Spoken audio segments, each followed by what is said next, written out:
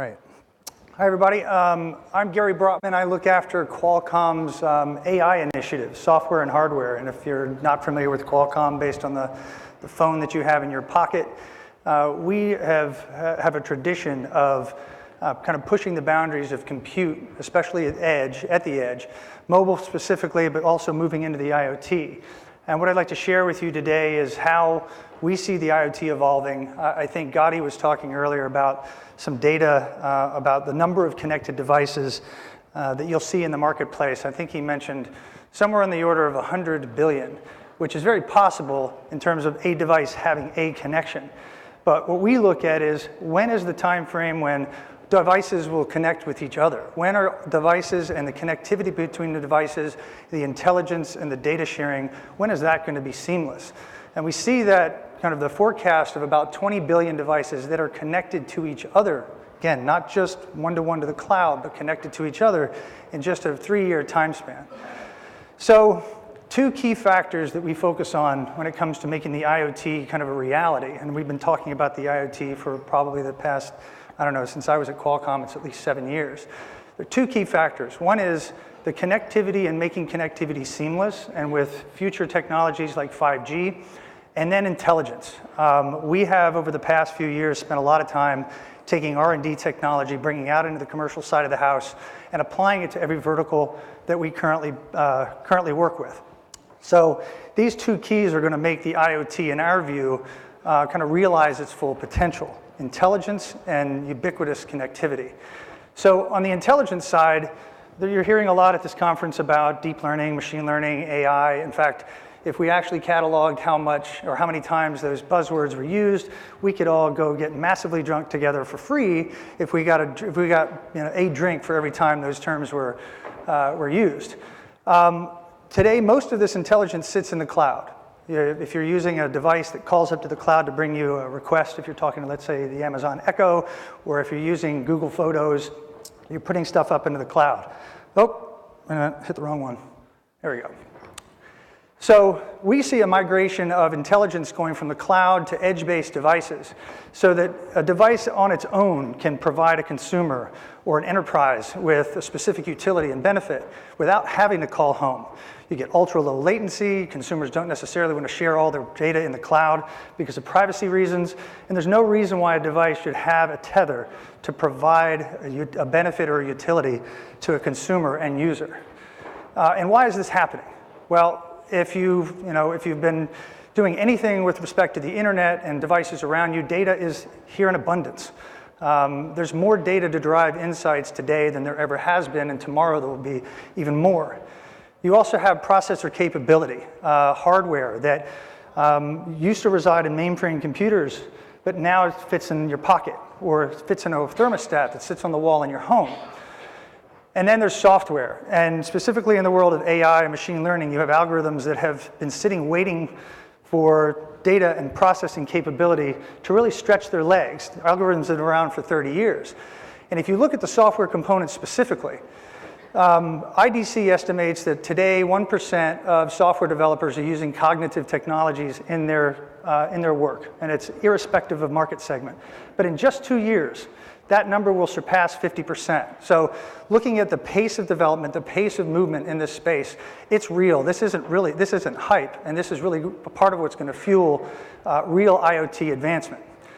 And then the other promise is the promise of 5G, which folks will automatically pin this down to being the next generation of mobile, but it's really a technology that unifies everything. It's a connective tissue for communication.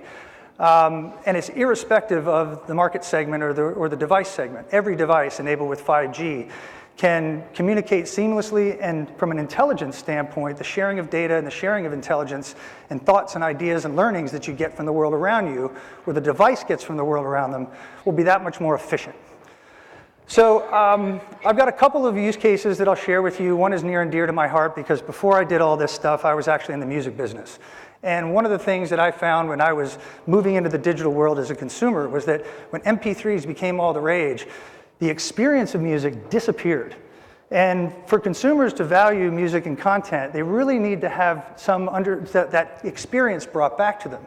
And with connectivity and artificial intelligence and the devices in your home, you can make that experience come back seamlessly without the consumer having to do anything. So imagine a speaker pumping out your whatever track. I don't want to peg myself with a specific genre, but a song playing from the speaker is automatically recognized by the television. The television throws up rich album art, which used to be album art when you actually had a tactile experience with music. And the metadata associated with that, or maybe it's based on the signature of the song itself.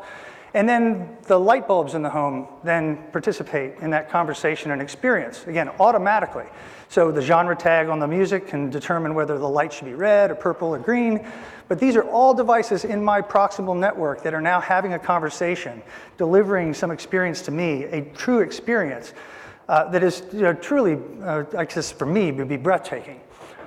The other is the augmented world around you. I haven't heard as much about AR and VR at this conference yet, but the world around you is filled with opportunity to learn, to benefit from context that you wouldn't automatically see.